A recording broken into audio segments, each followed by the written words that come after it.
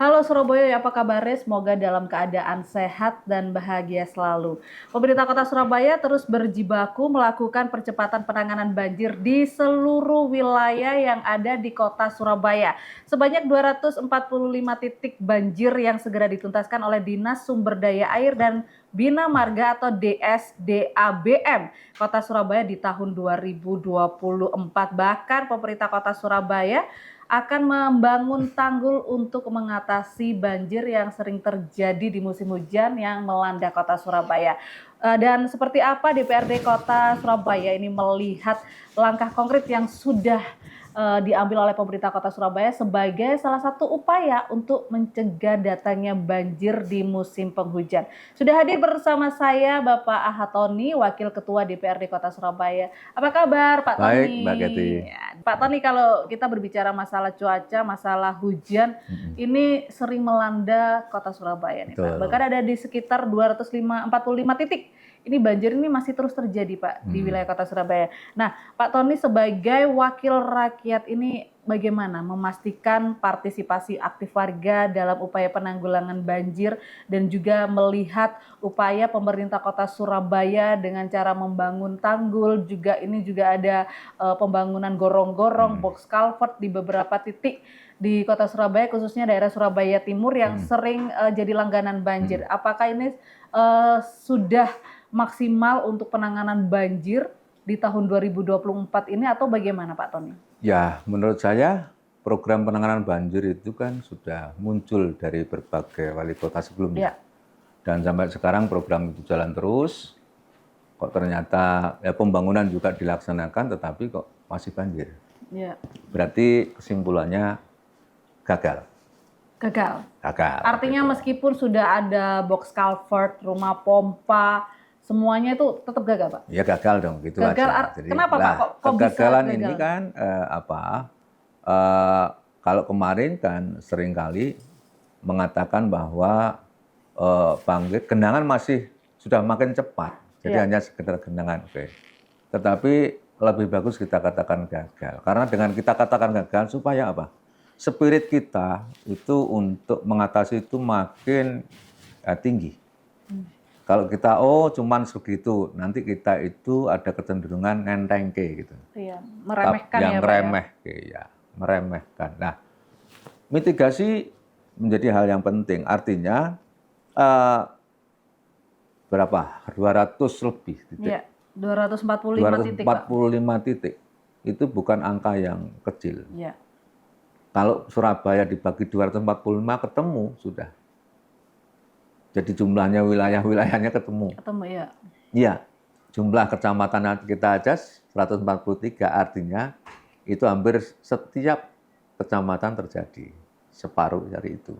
Kalau kita berpikir begitu. Nah, ini kenapa ini nggak tuntas-tuntas, karena ya bisa jadi mitigasi terhadap banjir di Surabaya yang kita lakukan itu tampaknya kurang tepat, meleset. Meleset ya.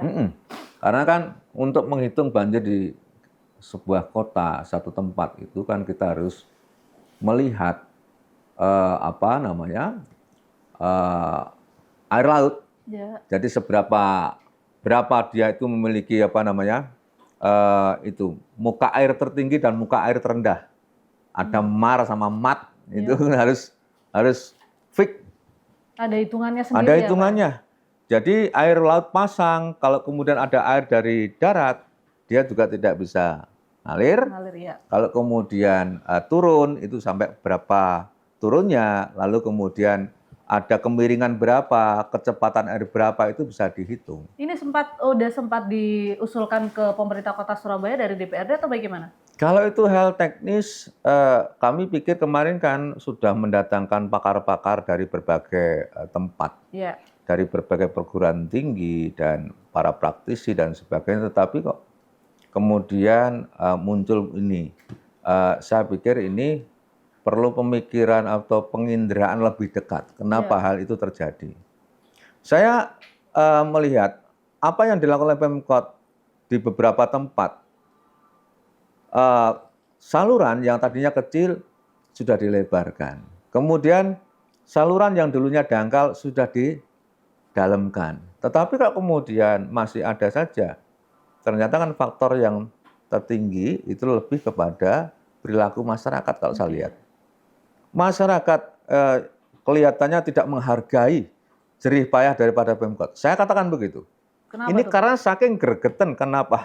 Karena adalah, Tidak menjaga lingkungan begitu? iya, jadi tempat-tempat yang beberapa titik yang krusial yang kemarin banjir, kami lihat faktor penyebabnya lebih karena gorong-gorong yang sudah dibangun dan baru dibangun itu buntu. Oke. Nah, buntunya bukan karena apa, tapi adalah bukan karena kemarin disampaikan beberapa memang masih dalam proses penyelesaian, tetapi juga masuk lagi sampah-sampah dan sebagainya. Kita bisa menghitung jumlah pembangunan dan tenaga kita untuk mengontrol saluran itu berapa. Ya. Satgas kita berapa, Satpol PP kita berapa, melihat itu semua susah. Jumlah masyarakat kita Lebih 3 banyak jutaan. ya? Iya, lebih banyak dibandingkan. Rasionya ya itu. Nah, sekarang adalah kami ingin sampaikan bahwa masyarakat adalah faktor penyebab tertinggi. Boleh, enggak apa-apa, masyarakat membenci saya, enggak apa-apa. Karena memang adalah faktanya begitu. Oke. Budaya buang sampah tidak pada tempatnya, budaya buang sampah kepada Sembarangan, gorong-gorong ya. dan di sungai masih banyak terjadi. Itu menjadi salah satu faktor utama ya, Pak ya? Faktor utamanya. Faktor utama. Ya.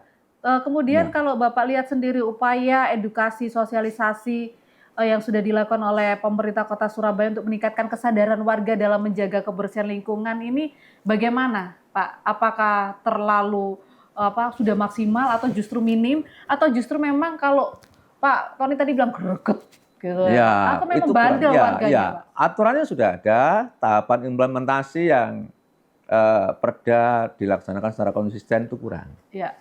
Kemudian di perda itu kan sudah diatur, bahkan ada sanksi 75.000, kemudian tindak pidana ringan. Kemudian, lah itu kalau sekedar perda dipasang aja tidak ada satgasnya, atau satgasnya jumlahnya cuma sedikit, yang buang sampah lebih banyak, ya nggak akan bisa atasi. Oke. Lah, apalagi juga ditunjang dengan ada buang sampah di sembarangan, ketahuan pun dibiarkan, tidak ada tindakan. Oke. Ini adalah lemahnya kita, tidak ada satu penegakan hukum dalam soal buang sampah ini. Nah, konsep untuk ini kan yang tidak diantisipasi dalam proses mitigasi penyelesaian daripada saluran. Itu kan elevasi dan sebagainya mungkin sudah dihitung, pasti sudah dihitung. Tetapi kan ada satu faktor penentu lain yang tidak dihitung, yaitu adalah faktor masalah perilaku masyarakat. Ya, berbicara masalah perilaku masyarakat, ini memang berkaitan juga penanggulangan banjir yang melibatkan warga ya Pak ya. Dan bagaimana ini DPRD Surabaya ini mengukur efektivitas program ajakan warga untuk mengatasi banjir. Jangan dijawab dulu Pak, usai jeda kita akan kembali lagi, tetaplah bersama kami.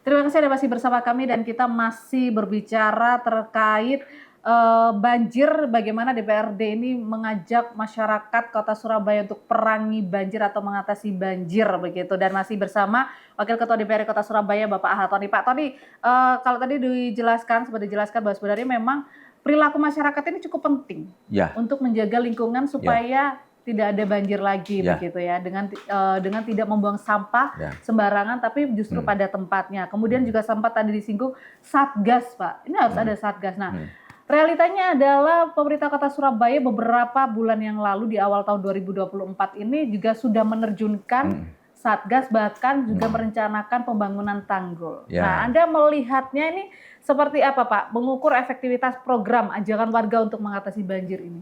Yang disampaikan pemerintah rasional karena didasarkan pada kajian ada tanggul karena memang ada elevasi air yang memang lebih tinggi daripada dataran yang ada, dan itu bisa diselesaikan melalui pembuatan tanggul. Satu-satunya seperti teknologi yang diterapkan di negara kincir angin sana, di Belanda dan sebagainya. Kemudian sekarang lagi-lagi tadi itu faktor jumlah Satgas ini pun juga diturunkan, oke. Tetapi kan kita masih belum dengar sih. Ya. Ada masyarakat yang kemudian adalah disidangkan, kemudian karena didenda karena buang sampah. Sampah ya. Belum pernah dengar. Kami dengar itu di zaman Pak Purnomo Kasidi. Oh, untuk zaman sekarang ini masih belum ada ya, Pak ya? Kok belum ada?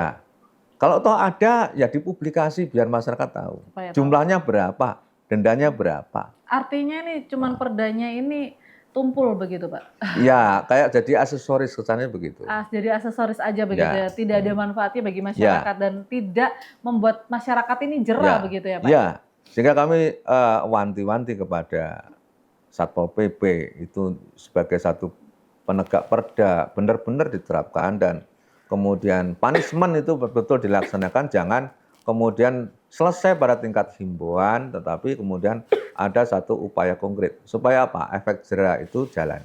Kemudian lagi-lagi saya mencoba bahwa pendekatan infrastruktur itu sudah dilakukan, tetapi kok masih banjir. Ya memang faktornya kita salah identifikasi. Faktor penyebabnya itu faktor infrastruktur itu adalah lebih kecil. Yang lebih besar adalah faktor perilaku sosial masyarakat. Ada masyarakat yang awalnya care dengan lingkungan, dia membuat tempat-tempat untuk buang sampah, kemudian digerakkan oleh kader-kader lingkungan. Kemudian yang sadar dia tetap jalan, tetapi ada banyak dari yang tidak sadar itu membuang sampah sembarangan. Siang hari tidak boleh, malam hari dia gerilya lalu adalah melemparnya pada malam hari. Nah, kalau seperti ini kan perlu ada satu pendekatan yang kita lihat dengan cara pendekatan revitalisasi daripada masyarakat, kemudian hukum-hukum adat, kemudian itu bisa dilaksanakan. Kan ada sih hukum adat itu, barang siapa yang membuang didenda. Kemudian dendanya disepakati oleh mereka sendiri. Jalankan itu. Nah, kemudian lagi juga gitu, kalau toh ada satu pendekatan formal pun juga begitu. Jangan segan-segan laporkan kepada Satgasnya. Kemudian adalah ini laporan hasil temuan atau laporan hasil temuan daripada Satgas atau laporan daripada masyarakat. Nanti kita lihat siapa yang sebetulnya berkontribusi lebih banyak dalam hal soal laporan dan temuan itu. Kalau Anda melihat sendiri Satgas sejauh ini yang sudah dibentuk oleh pemerintah Kota Surabaya ini ada manfaatnya atau enggak, Pak? Karena kalau sampai sekarang kan perdanya tidak ada juga. Kalau itu ada tapi tidak bermanfaat. Kalau Satgas itu adalah berjalan, mestinya ada berita, kabar. Oke, Satpol PP tangkap tangan orang membuang sampah sembarangan. Kok saya nggak pernah dengar sekian tahun terakhir. Artinya adalah itu nggak ada konkretnya. Gitu. Jadi saya sampaikan begini supaya adalah itu membuka mata semua pihak bahwa untuk anggaran ya untuk menyelesaikan banjir itu adalah triliunan Surabaya. Kalau kemudian masyarakat semua pihak melaksanakan fungsi atau tidak membuang sampah tadi itu, maka duit tadi kan sebetulnya bisa dipakai untuk membangun perekonomian, lebih bermanfaat. Lah gara-gara perilaku yang asal saja, selordah begitu, ya akhirnya sembrono dan kemudian tidak peduli dengan tata nilai sosial, bagaimana berkehidupan yang sehat, akhirnya mereka membuang sampah itu, ya akhirnya dampaknya adalah pada angka yang besar itu. Ya. Nah nanti ketika itu lingkungannya tidak sehat atau sering banjir, banyak sampah, akhirnya kan penyakitnya banyak juga. Ya. Akhirnya adalah mereka masuk rumah sakit lalu minta bantuan untuk BPJS-nya dan pengobatannya dan sebagainya. Nah sebetulnya kalau mau kita adalah care di situ, lingkungannya bersih, mereka tidak sakit-sakitan, kemudian adalah duit untuk gorong-gorong tadi bisa dipakai untuk perekonomian, kan percepatan itu bisa dipakai. Ya. Nah kami berharap itu logika masyarakat dengan pikiran-pikiran yang lebih rasional itu harus kita tumbuhkan, dan itu pun sebetulnya sudah ada di masyarakat, kita punya potensi itu, tinggal sekarang membiasakannya bagaimana. Nah kemudian kan perilaku yang tadi itu kembali lagi pada pendekatan sosial, pendekatan budaya itu perlu dilakukan. Sempat kemarin ada satu usulan, Pak, enaknya adalah ketika itu ada orang buang sampah, kemudian orang menemukan, melaporkan, diberi hadiah. Loh, ini untuk kita sendiri nggak perlu hadiah-hadiahan, ya kan? Kita itu adalah mengingatkan orang berperilaku salah, itu adalah bukan untuk mencari hadiah, itu untuk mereka sendiri. Kalau sampahnya itu adalah mandek, bau, Ya. kemudian polusi udara.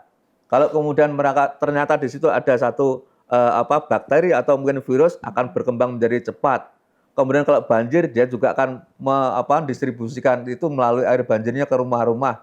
Dan ini kan sebetulnya bisa dipahami. Ya. Tetapi kok kemudian masyarakat itu tidak melakukan itu, maka perlu ada kalkulasi-kalkulasi bahwa perilaku sosial masyarakat yang kemudian tidak sesuai dengan role-nya itu sebetulnya adalah mengurangi atau memberikan beban kepada mereka sendiri dan juga membebani kepada pemerintah. Nah, gara-gara sekelompok orang ini, maka adalah yang menanggung beban kan banyak pihak. Ya. Dan ini tidak boleh di Surabaya. Surabaya Budaya Juang, dan itu harus dilawan. Kami minta kepada wali kota, coba Surabaya yang namanya adalah kota pahlawan, kotanya perang, ayo kita perang kepada orang yang memang buang sampah sembarangan. Tidak peduli siapapun orangnya, kalau memang dia adalah membuang sampah sembarangan, tangkap saja. Oke. Gitu. Masa tidak berani sih? Artinya merealisasikan perda yang sudah dibuat begitu ya Pak ya? Iya. Lah iya kok mosok nggak berani begitu? Supaya apa? Anggaran kita untuk bangun gorong-gorong ini bisa dipakai untuk yang lain. Oke, berbicara. Kalau nanti itu begini, kalau itu tidak dilakukan, jangan salahkan nanti orang itu adalah melihat, oh memang adalah orang tradisi membuang sampah di sembarang tempat itu bisa biar dilakukan supaya proyeknya jalan terus. Ya. Nanti kan begitu kan? Kan tidak baik nanti image seperti itu. Iya, berbicara masalah terkait memerangi ini supaya warga ini juga bisa menjaga peduli dengan lingkungannya sendiri. Ya. Nah, sebenarnya tantangan yang dihadapi oleh pemerintah Kota Surabaya dari kacamata DPRD sendiri ini apa sih Pak dalam mengajak melibatkan warga supaya penanggulangan banjir ini bisa teratasi begitu? Jangan dijawab dulu, tetaplah bersama kami. Usai jeda kita akan kembali lagi.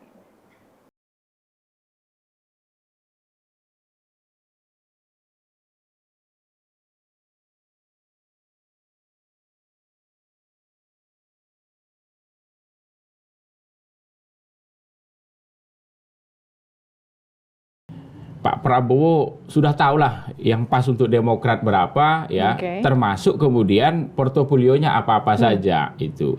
Termasuk teman-teman kami yang masuk belakangan juga namanya telat. Nggak mungkin juga lah mereka ingin melebihi yang sudah duluan masuk ini kan.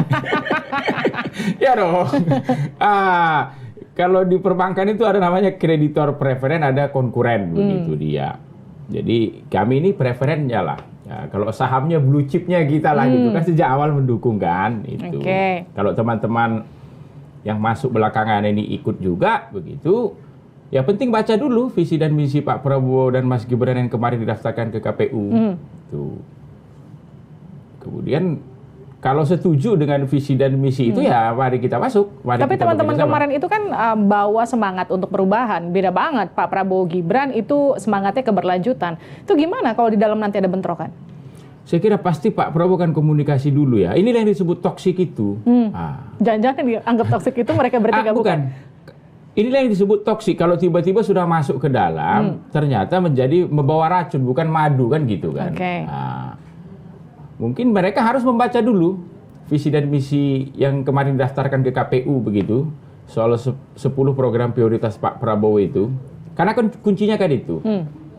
Jadi Pak Prabowo juga pasti dong, nggak mungkin kalau ngajak orang ke kabinetnya, Livi nggak juga bertanya kan, ini visi dan misi saya, setuju kan? Ini mau kita jalankan 5 tahun ke depan kan? Karena dalam politik itu ada yang disebut buah pendek gitu. Jadi untuk melihat hasil Pak Prabowo ini di tahun keempat dan kelima, Pak Prabowo itu harus menanam betul programnya yang baik di tahun pertama dan kedua. Nah, sehingga bisa dipanen nanti di tahun keempat dan kelima begitu. JA aja masih tuh Jaksa Agung. Masih lanjut. Masih lanjut. Jaksa Agung yang sekarang. Iya. Dan itu punya siapa? Dia orangnya Jokowi juga. Jokowi. Oh, berarti masuk dari sana. Klasternya Pak Jokowi. Tapi kita belum tahu ya nama-nama yang dari Pak Jokowi, dari partai politik, termasuk dari Pak Prabowo itu sinkronisasinya gimana? Kan bisa jadi ada satu pos kementerian yang memang diinginkan oleh 3 pihak. Ya, Ya. Jadi iya, itu dia, pos Prabowo, masing-masing sudah Jokowi. masing-masing punya. Itu nggak sampai ke sana ya Belum kira-kira? sampai di sana ya, karena sekali lagi itu kan masih bahasan informal ya. Kalau saya sempat ngobrol-ngobrol juga sama Pak Yusril sama Hendra, itu juga bahasanya secara informal memang udah mereka bahas. Soal menteri-menteri kabinet ini dan menteri-menteri ini gitu kan, tapi masih informal gitu, kayak ya udah lu nanti jadi ini deh gitu kan, tapi belum apa sih namanya, belum diresmikan gitu kemana, belum ada duduk bersama untuk Aku kemudian kembali ke yang tadi tuh, kayak triumvirat, Kementerian Dalam Negeri, Kementerian Luar Negeri, Kementerian Pertahanan, Kemenkyu, terus HAM dipisah. Itu menurut sumbermu itu sudah pernah didiskusikan nggak dengan partai minimal di Koalisi Indonesia Maju lah gitu? Atau baru di internalnya Iya, Prabowo? baru di internalnya Pak Prabowo menginginkan posisi itu diisi oleh orang-orang kepercayaan. Jadi Prabowo itu pingin 5 pos ya, 5 pos itu adalah orang yang dia percaya. Bahasanya ya harusnya itu dipegang oleh orang-orang yang dia percaya. Karena kan itu pos yang strategis dan ini ya. Karena kalau triumvirat itu kan kalau misalnya presiden nggak bisa pas semua, mereka bertiga kan.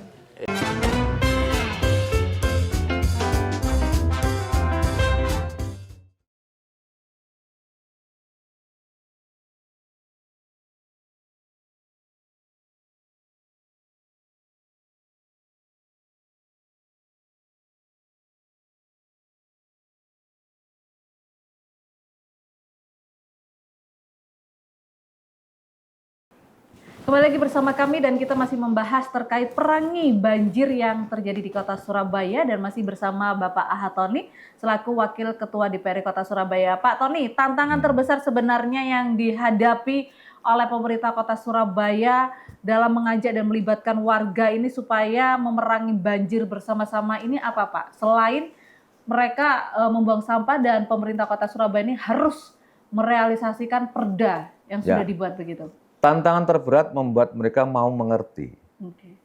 Kalau mengerti, sudah pasti mengerti. Tapi membuat mau mengerti, itu yang kemudian agak susah. Nah, ada orang bilang itu Surawani Boyo Utang, kan gitu kan? Iya. Tetapi saya melihatnya Surabaya itu Surawani Boyo Wedi Boyo Dendo. Jadi wedi denda. Iya. Jadi takut dengan denda warga Surabaya itu. Nah, kalau kemudian itu betul-betul ditegakkan, sudahlah. Satu hari kemudian adalah lakukan operasi, lalu expose, dan kemudian kita akan bisa menyelesaikan itu dengan cepat. Kita masih ingat bahwa kita ada satu hal, insiden yang terjadi pada zaman Bu Risma. Ada orang itu dulu tuh tidak peduli dengan taman. Bahkan taman dikasih bunga-bunga diambilin. Bahkan diambil tidak dipakai di rumah loh, dijual kadang-kadang. Nah, tetapi dengan kasus kita itu malah memberikan punishment kepada orang yang kemudian ada pesta es krim waktu itu, langsung se Surabaya itu orang menjadi melek. Artinya apa? Mengajak orang menjadi punya perhatian itu sebetulnya tidak sulit. Hanya saja kita harus tahu psikologi masyarakat seperti apa, kemudian tahu mengedukasinya seperti apa, dan kalau kita tahu kunci-kuncinya tadi itu, maka adalah ya lakukan itu. Nah, tadi salah satu kuncinya adalah dengan denda itu. Terapan denda, nggak usah. Dan kalau perlu adalah buat aja di RT RW itu berlaku hukum-hukum adat tentang kebersihan lingkungan. Karena kalau kita menyerahkan kepada Satgas sampai menangkap itu, jumlah masyarakat kita itu jutaan, Satgas kita itu ada berapa orang, nggak mungkin efektif. Oke, Pak, usulan dari pemerintah dari DPRD Kota Surabaya supaya ini terrealisasi dengan baik, apakah Satgas ini harus dibentuk secara khusus dari masyarakat sendiri, Pak? Iya, ya tadi itu kalau bentuk dari masyarakat kan dengan hukum adat tadi itu, semua kan menjadi Satgas. Nah, tetapi juga ini kan pemerintahan, ada perda, maka Satpol PP juga harus jalan benar. Sisi lain juga kita melihat bahwa untuk infrastruktur yang dibangun itu berdasarkan kajian yang benar. Jangan sampai kemudian adalah saluran tersier, kemudian lebih rendah daripada saluran primernya. Maka dia kan terjadi kantong-kantong banjir. Nah, kalau sudah seperti itu, buatlah bosem di tempat-tempat yang memang sulit untuk diselesaikan. Caranya bagaimana? Sementara banyak tempat-tempat perkampungan yang sudah tidak ada tanahnya. Kita bisa belajar dong di Jalan Embong Malang. Di bawahnya itu ada satu bosem di bawah tanah, di bawah jalan. Nah, dibuat aja di bawah jalan, dibuatkan bosem, tetapi juga dibuatkan mesin untuk penyedotnya. Ketika itu banjir langsung dia adalah berfungsi sebagai satu tempat untuk penampungan air. Ketika itu ada begitu meluap langsung ini sehingga tidak ada kesempatan banjir itu parkir di tempat di lingkungan pemukiman warga. Nah, itu adalah pola-pola yang bisa kita lakukan selain kita juga melakukan normalisasi saluran-saluran yang memang secara teknik memang harus diselesaikan. Sekarang ini kan kami melihat sudah mulai ada satu solusi-solusi baik. Di perumahan-perumahan itu kan mulai diputus, dibuatkan saluran-saluran yang di jalan itu. Ini kan sebagai satu bentuk pengakuan bahwa saluran yang di sini dengan di sini tidak nyambung. Banyak sekali yang air itu hanya berputar gitu aja. Dan kemudian tidak ada exit-nya, nggak ada. Nggak ada lanjutan lagi. Nggak ada lanjutannya. Kalau itu adalah bisa dibuatkan maka akan baik. Dan sisi lain yang diperlukan, ini kajiannya jangan dibuat secara global, mulai Surabaya dibuat. Ada zona-zona banjir, ada wilayah-wilayah yang langsung dibuat, dipetakan, dari mana, zona mana, lari kemana, dan sebagainya. Sehingga adalah kita melakukan pendekatan-pendekatan fokus, bukan pendekatan secara general begitu. Nah, kemudian yang lain tentang masalah yang tidak kalah penting juga, itu memang faktor alam. Kita kan harus akui bahwa curah hujan makin tinggi dan kemudian tiba-tiba dengan volume yang sangat besar. Ini pun kita juga harus memiliki data minimal 5 tahun terakhir rata-rata tertinggi berapa curah hujan menyebar di Surabaya supaya kita tuh bisa menentukan bahwa besaran daripada gorong-gorong ini, saluran ini seberapa. Nah, gorong-gorong pun juga begitu. Jangan kemudian yang di ujungnya kemudian besar, lalu kemudian menuju lautnya makin sempit. Ini bottleneck. Lah mestinya adalah sekarang kan ada fenomena sungai itu cenderungannya di atasnya itu lebar, ujungnya muaranya adalah justru sempit. Ini enggak harusnya. Atasnya itu yang sempit enggak ke bawahnya makin melebar karena ini merupakan muara dari berbagai tempat. Ini kalau kita mau berpikir rasional begitu aja. Jadi banjir nggak usah dibikin susah-susah. Teori itu sudah bisa menyelesaikan, tinggal implementasinya seperti apa. Bagaimana cara merealisasikan dengan baik begitu Pak ya. Pak Tony, terakhir Pak Tony pesan kepada pemerintah Kota Surabaya dan khususnya nih masyarakat yang masih bandel buang sampah sembarangan nih Pak. Silakan Pak. Ya, masyarakat pemerintah nggak usah kepengen dicintai begitu. Kalau memang ada orang salah nggak usah dikasih toleransi. Langsung aja gitu langsung saja diberikan sanksi begitu ya. Karena itu perilaku seperti itu tidak sekedar hanya merugikan dia sendiri, tapi adalah merugikan masyarakat yang lain dalam jumlah yang banyak. Lebih itu adalah merugikan anggaran yang sudah kita keluarkan yang sangat besar selama ini. Oke, baik. Terima kasih Pak Tony, Wakil Ketua DPRD Kota Surabaya. Semoga masyarakat ini bisa memahami ya Pak ya. Dan juga benar-benar menjaga lingkungan dengan membuang sampah pada tempatnya tidak sembarangan. Betul. Terima kasih sekali lagi Pak Tony. Saya Catherine Danielson pamit undur diri. Sampai jumpa.